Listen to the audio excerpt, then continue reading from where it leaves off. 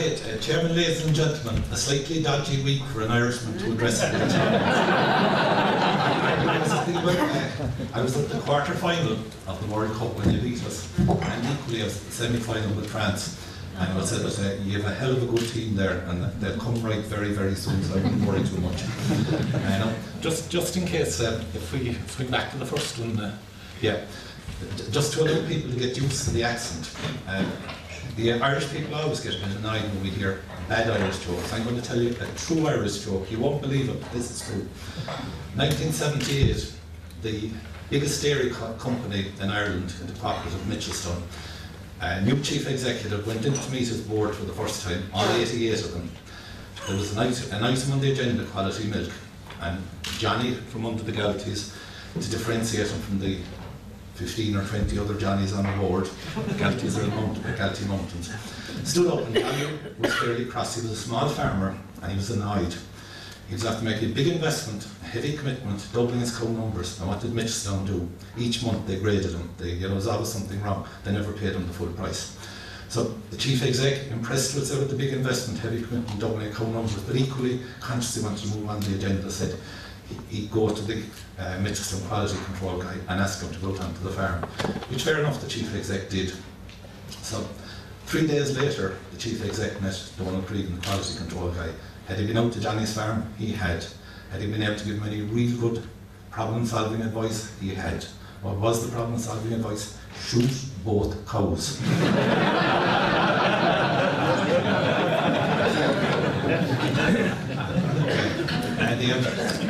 I will ask me to just very briefly flip through a little bit of my own background, and then we'll say that zero in a wee bit, we'll say, on some of the things we'll say that very much in line with, we'll say, that the last speaker, what are some of the key focus areas that are completely within your own control, and they can make an enormous difference, we'll say that. And probably we'll say that when I get to that, I'm going to say, we all know New Zealand is a fantastic pastoral economy, but, and as is Ireland. But Welsh people seem to forget that Wales has a very strong comparative competitive advantage, and I'm probably going to centre, if you like, we'll say that, with talking about that. And just to remind you that the late great Paddy O'Keefe, we'll say, who was probably the most influential man in Irish agriculture in the last 60, 70 years, since the founding of the state, actually led a trip to Wales about 55 years ago to learn from the Welsh, because you're actually ahead of the Irish then, and you're well behind now with it. And there's a hell of a lot you can actually do. And I'm going to try and remind you of some of the things you can do 100% within your own control. I didn't drift into farming. I think that's important. I decided to be a farmer, and I decided to be a good farmer and to do what's necessary. Went to college, would have been by a long way the top person in Ireland at college that year.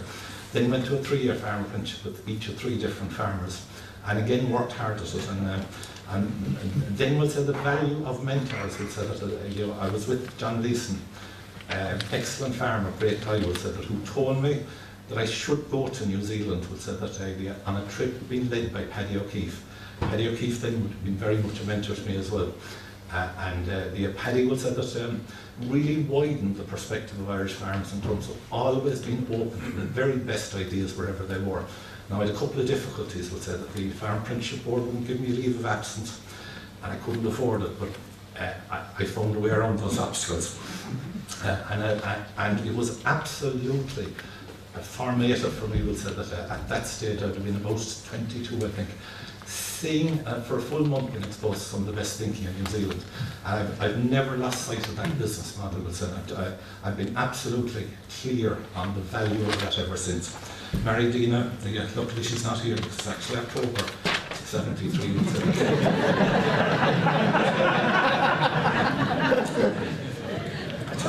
I was very, very keen to go share milking in New Zealand. I think my mother must have prevailed, my father. No, would you ever sign a farm over to him, because he's actually bent and going, which I was. So converted the farm to dairying. It was 127 acres, growing map acres. Had about 200 acres, sorry, 200 pounds of capital beforehand. So it was fairly highly borrowed in terms of buying stock, parlour, converting it and so on.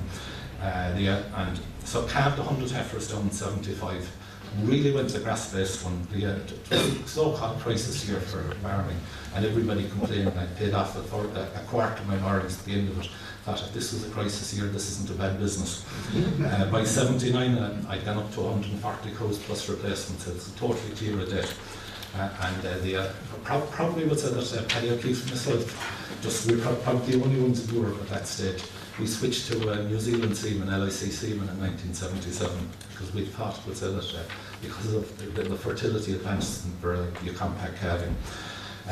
Then moved to expansion in 1980. Sent heifers away in contract rearing, so shut up the home, herd to 170 cows and 115 acres adjusted. 1981 to 86, leased 5 other dairy farms, which I managed, so I was up to 6 then.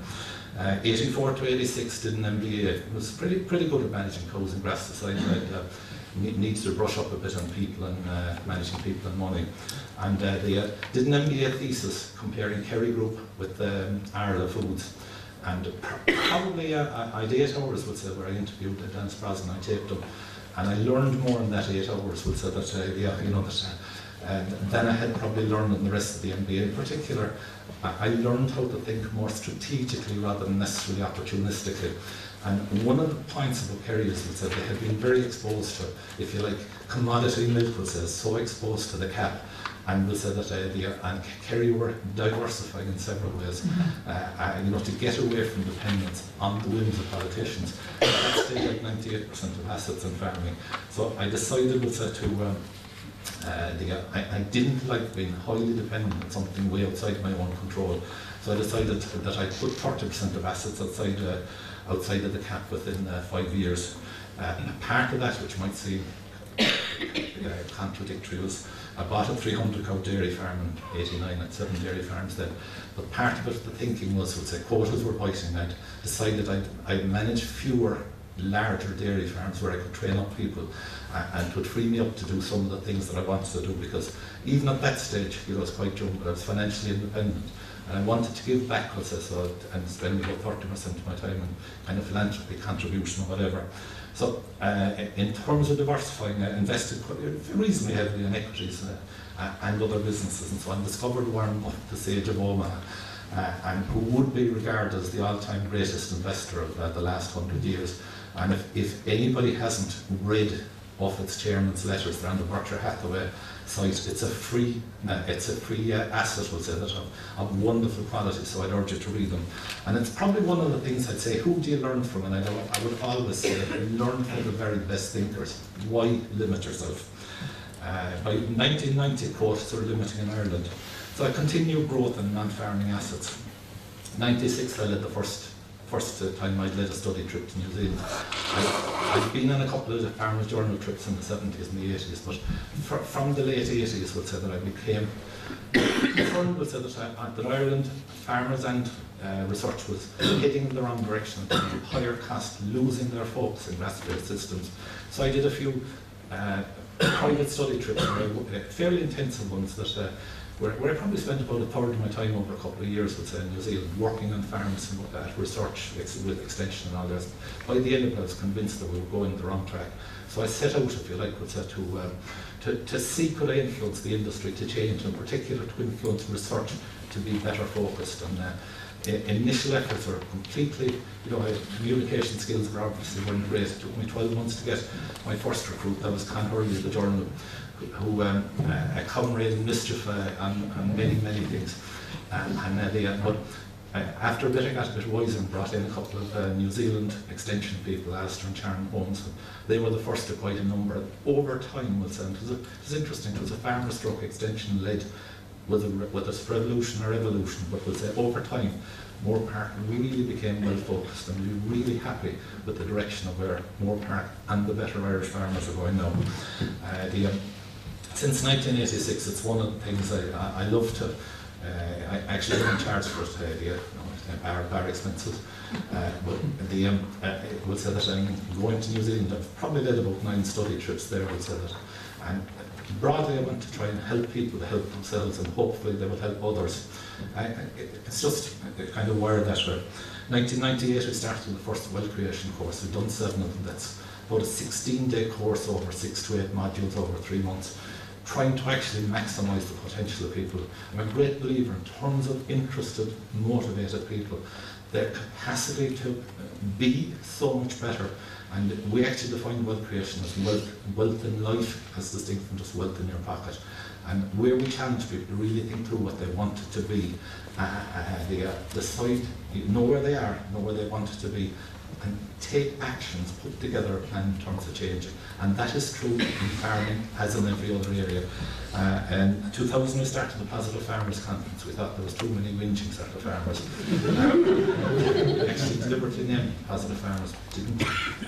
There's a few here that have been, and they were 3 weeks ago we had our 14th conference. It's about people who actually want to make progress and are interested, we'll say that, because as has been said today, we'll say that single farm payments and subsidies and others, they are a declining part of your income, completely outside of your control. All I know is they're less important now than they were 5 years ago. They'll be a lot less important in 7 or 8 years, and it's outside your control. Why worry about it? Well, it's there, treat it as a bonus and forget about it. 1999, 2000 onwards, decided to invest in farming, but outside of the cap where there's less investing if you're more market-driven farming.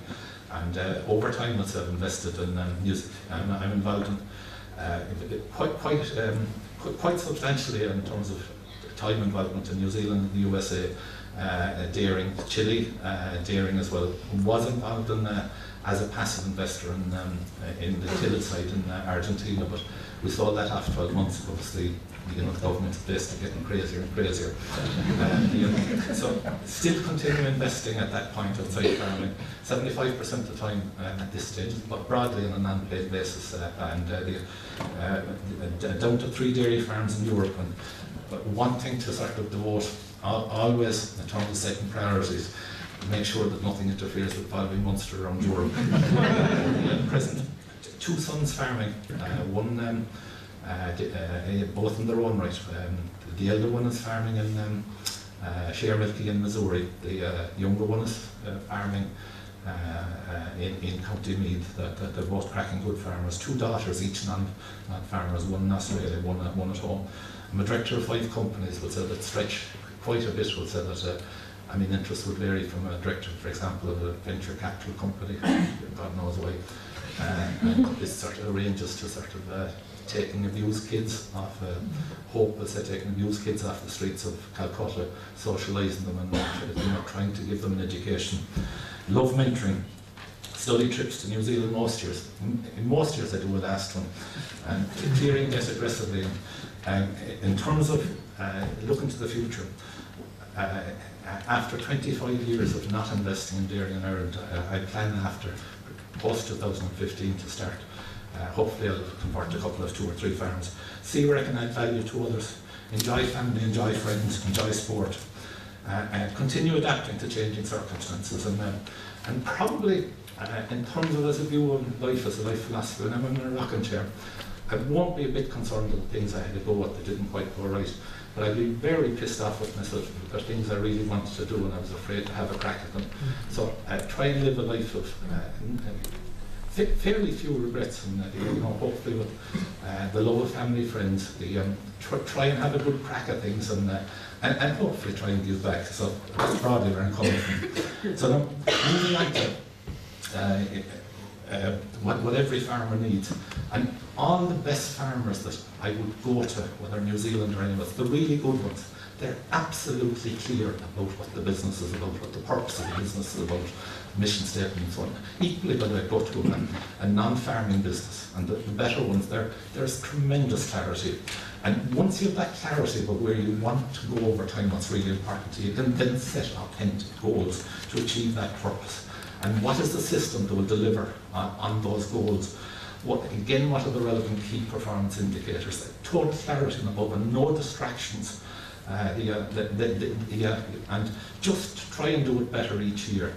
And I'm very conscious if you actually change one item in the farm, very often there's knock-on effects. So want to research might indicate something, but until I'm satisfied that it won't interfere with the whole system in terms of knock-on effects, I'll treat it with some prudence.